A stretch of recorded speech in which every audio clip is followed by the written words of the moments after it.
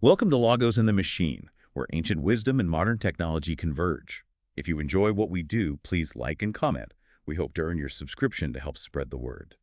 In this episode, we're diving into the ancient symbol of the labyrinth in Dante Alighieri's masterpiece, Inferno. You know, the one where he takes us on a terrifying tour of hell? We've got some fascinating sources to unpack today, including Dante's Inferno itself, historical context on Labyrinth, and even some modern analysis on navigating chaos, ready to get lost in the underworld. Lost is a good way to put it, and I think Dante himself knew a thing or two about feeling lost. Imagine this. You're Dante Alighieri, a proud Florentine, and suddenly, bam, you're exiled, stripped of your identity and political power. He's a prior, a high-ranking official, to suddenly become a nobody, wandering Italy. That's a kind of labyrinth of its own, wouldn't you say? Definitely a real-life descent into a kind of darkness.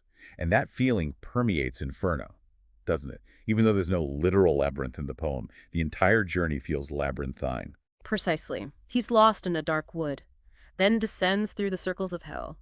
A confusing winding path with no easy escape. Each circle is more horrifying than the last, filled with grotesque punishments for different sins. There's a real sense of claustrophobia, of being trapped, just like in a labyrinth. You're right. It's like he's deliberately creating that feeling of disorientation, mirroring the psychological experience of being lost in sin. And it's not just the structure that's labyrinthine. Right. Some of the characters he encounters add to that feeling too. Absolutely. Think about the Furies he encounters, these terrifying women with snakes for hair and hydras on their belts. They block Dante's path, forcing him to take a detour. Classic labyrinth obstacle. It's as if even the path to deeper understanding is full of these sudden blocks and diversions. And then there are those souls he meets, the shades, endlessly running in a circle. He even points out that some of them were well-known Florentines, not just random sinners, but people he likely knew personally. Yeah. What do you make of that circular movement in the context of the labyrinth? It's haunting, isn't it? They're trapped in their sin, condemned to repeat the same actions for eternity.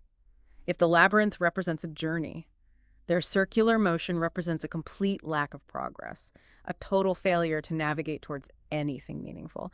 They're lost in the maze, but not even searching for a way out. And let's not forget those chaotic demons, Barbariccia and his crew, engaging in that ridiculous bird-like fight. They're swirling around, causing mayhem before ultimately falling into a boiling lake. Not exactly a graceful exit. A perfect image of the chaos and disorientation of hell. And remember, Dante is experiencing all of this firsthand. He's not just observing, he's in the thick of it, trying to find his way through this confusing and dangerous world. Just like Theseus facing the Minotaur in the Cretan labyrinth. Okay, so we've got Dante as Theseus, lost in the labyrinth of hell. But what about Ariadne's thread? What helps him navigate this nightmare? Is it just Virgil, his guide and the voice of reason? Virgil is definitely key, providing guidance and knowledge. But I think it's more complex than that. Think about the purpose of ancient labyrinths. They weren't just puzzles to be solved. They were often used for rituals, initiations, symbolizing a journey of self-discovery, or even a confrontation with one's inner demons. So you're saying Dante's journey through hell isn't just about escaping damnation, it's also about confronting the darkest aspects of himself and humanity as a whole, facing those inner minotaurs, so to speak. Exactly. And just as Theseus needed Ariadne's thread to find his way out of the labyrinth, Dante needs something to guide him through this psychological and spiritual darkness. But what is his thread? Is it Virgil's guidance? Divine grace, or maybe even his own growing understanding of himself and the world? That's a question for the listener to ponder, don't you think? I think you're right. There's a real sense of mystery there, of something beyond just following the guy in front of you. It's like Dante is inviting us to go on our own inner journey as we read, to find our own Ariadne's thread. And remember, in the Theseus myth, there's the crane dance, a ritual reenactment of navigating the labyrinth. It's a way of remembering, of honoring the journey. In a way, Dante's writing does something similar for the reader. The vivid imagery, the intricate structure, the complex themes. It's like he's choreographing a dance for the mind. He's inviting us to dance through his words, to trace the steps of his journey, and to discover our own meaning along the way. And maybe, just maybe, by the end of this dance, we'll emerge a little less lost ourselves. But before we get too lost in metaphorical dance moves, let's dig a little deeper into the labyrinth itself. You know, it's fascinating how Dante takes the simple image of the labyrinth and uses it to explore such complex themes.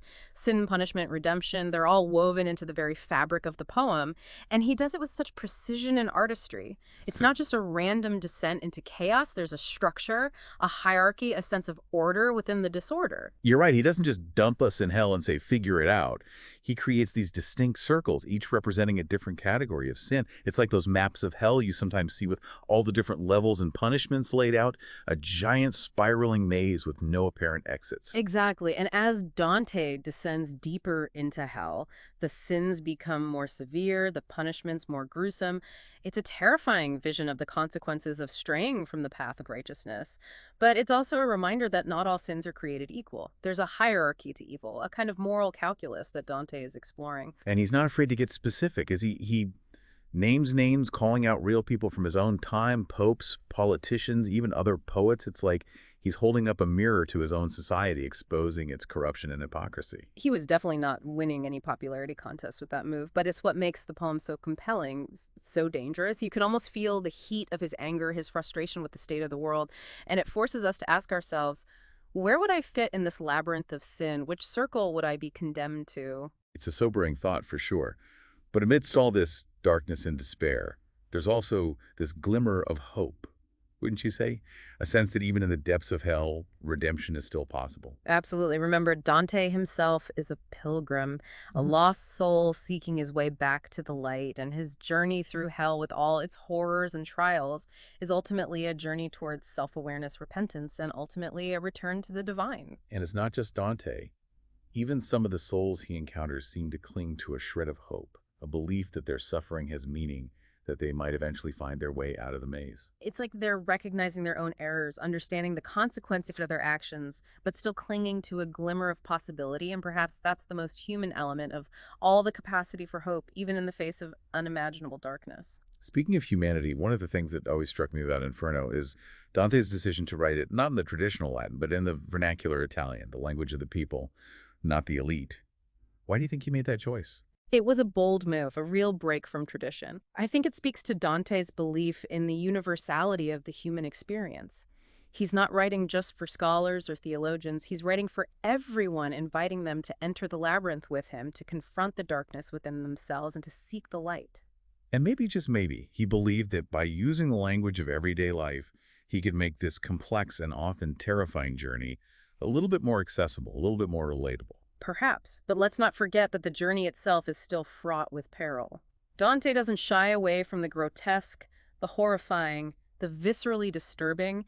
He wants us to feel the weight of sin, the consequences of our choices. He's definitely not sugarcoating anything. The imagery he uses is so vivid, so unsettling. It's like he's trying to etch these images into our minds to make us truly understand the reality of hell. And I think that's the point. He wants us to be shaken, to be disturbed, to confront the darkness within ourselves and the world around us, because only then can we truly appreciate the light, the possibility of redemption. It's like he's saying, this is what happens when we lose our way. This is what awaits us if we choose darkness over light. But he's also saying, there's a way out, there's a path back to the divine, but it's not easy. It requires courage, self-awareness, and a willingness to confront our own demons.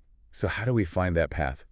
What's our Ariadne's thread? That's the question, isn't it? And I think Dante is suggesting that the answer lies within each of us. We need to look inward to examine our own hearts, to seek guidance from those we trust, and to never give up hope, even in the darkest of times. You know, as we've been discussing Dante's Inferno, I keep thinking about that quote from Through the Labyrinth, A Guide to Navigating Chaos.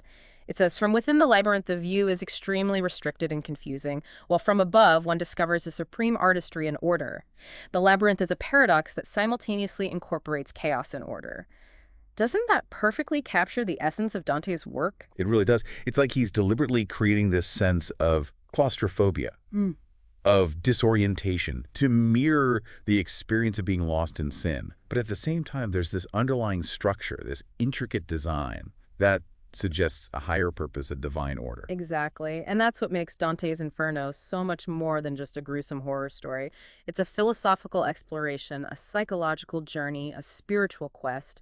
He's using the labyrinth not just as a setting, but as a metaphor for the human condition itself. And it's a metaphor that's particularly relevant to our own time. didn't you say? Mm. We live in a world that often feels like a labyrinth, a maze of information technology and competing ideologies. It's easy to get lost, to lose sight of what truly matters. Absolutely. And just like Dante, we need to find our own Ariadne's thread, that guiding principle, that inner compass that helps us navigate the complexities of life and to stay true to our values. So what can we learn from Dante's journey? What wisdom can we glean from his descent into the underworld?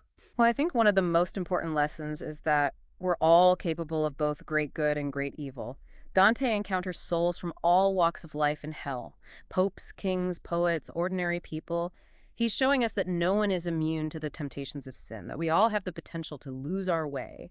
But he's also showing us that redemption is always possible, no matter how far we've strayed. Dante himself emerges from the labyrinth at the end of Inferno, ready to ascend Mount Purgatory and to continue his journey towards paradise. He's a living testament to the power of hope, the transformative nature of grace. Precisely. And that's ultimately what makes Dante's Inferno such a powerful and enduring work of art. It's not just a cautionary tale, a warning about the dangers of sin. It's also a story of hope, a reminder that even in the darkest of times, we can always choose to turn towards the light. And maybe, just maybe, by exploring the labyrinth of Inferno, we can find our own way out of the darkness and into a place of greater understanding, compassion, and peace. I think you're right, and I hope our listeners will be inspired to take that journey for themselves. Well said. Thank you for joining us on this deep dive into Dante's Inferno. It's been a fascinating and thought-provoking exploration. The pleasure was all mine. And to our listeners, keep exploring, keep questioning, and keep seeking your own Ariadne's